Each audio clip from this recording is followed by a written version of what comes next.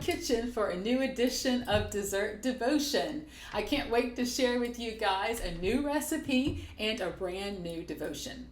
So for the featured recipe, I am going to show you how to make an awesome homemade strawberry cake. It has 2 layers and a great strawberry cream cheese icing. I'm going to show you that first. The first thing I'm going to do is spray my 9-inch cake pans with Baker's Joy. And to be sure I can flip these cleanly, I've traced out wax paper, or you can use parchment paper, to put in the bottom of the pan and then spray them again. Now I'm going to add 2½ teaspoons of baking powder to 2 3/4 cups all-purpose flour. I like to sift together my baking powder and flour. Even if I see some cake recipes that don't call for sifting, you definitely want to sift the flour before you get started with the rest of your cake recipe.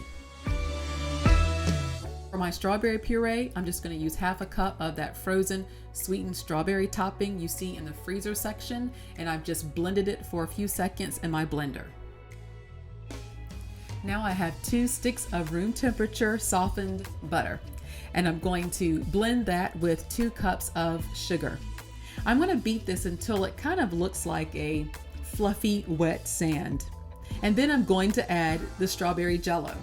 The strawberry jello gives it that great pink color and that great strawberry flavor.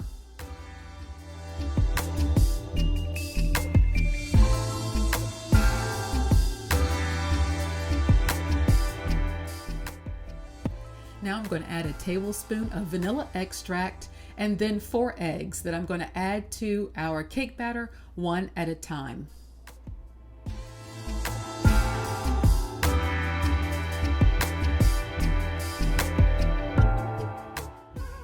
And now we can add that strawberry puree for another layer of that strawberry flavor.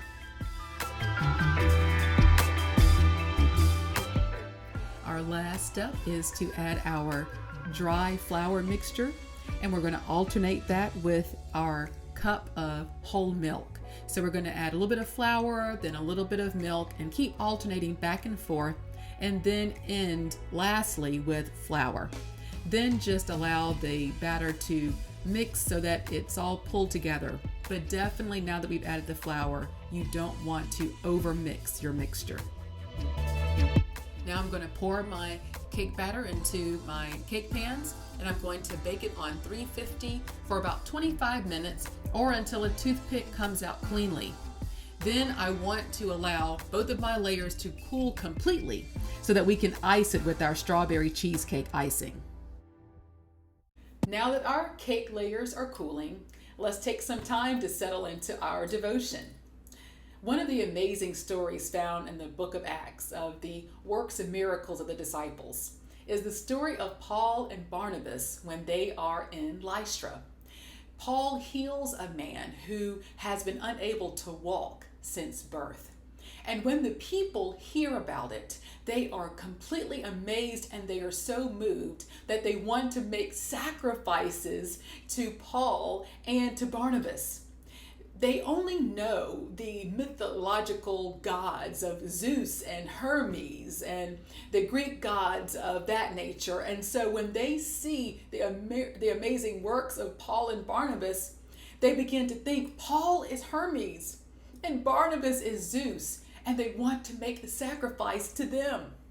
Well, of course, Paul is, appalled. He says, no, you can't do such a thing.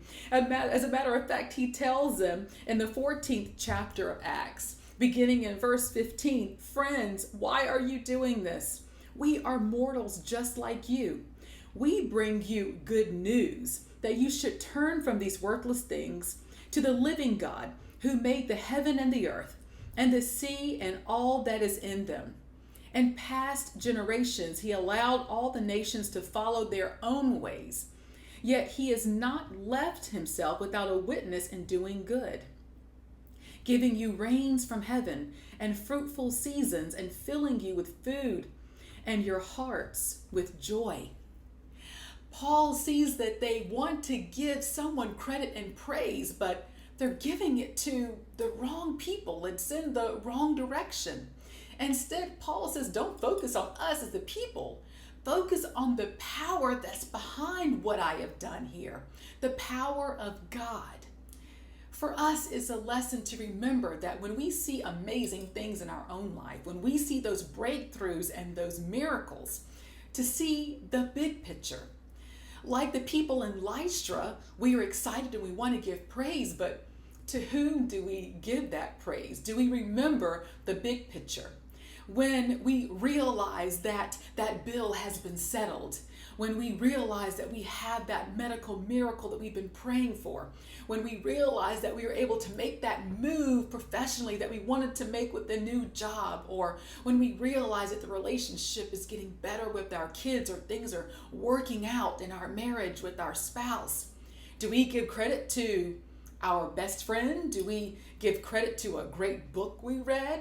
Do we give credit to the doctor, or do we give credit to our amazing village, our family and friends that supported us through all of this? Do we give credit to a great boss? Do we give credit to ourselves, thinking, wow, I am so brilliant. I really figured out this one. If we do that, we know that yes, those people and those circumstances played a role, but all of that is not coincidence. Paul would remind us that all of these things point to the big picture, that our amazing God is at work and worthy to be praised.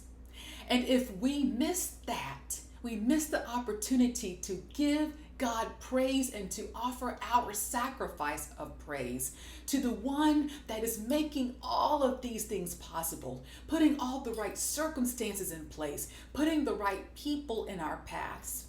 So the next time you see something amazing happen in your life, it's great to say thank you to the people around you, to celebrate your achievement and the hard work that you have done to bring it about.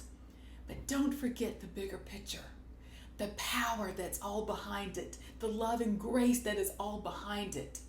Don't forget to praise God for those big things. And even, Paul says, for the everyday things that we see, for the sunshine, for the food on the table, for the beautiful things of creation that God has done for us and through us every single day. Don't forget to give God credit, to give God that sacrifice of praise. Now, we've already done a lot of hard work to make this homemade cake. So I'm going to show you a shortcut for our strawberry cheesecake icing. You're going to start with just store-bought strawberry icing, but we're going to add that to a softened 8-ounce package of cream cheese and a teaspoon of vanilla.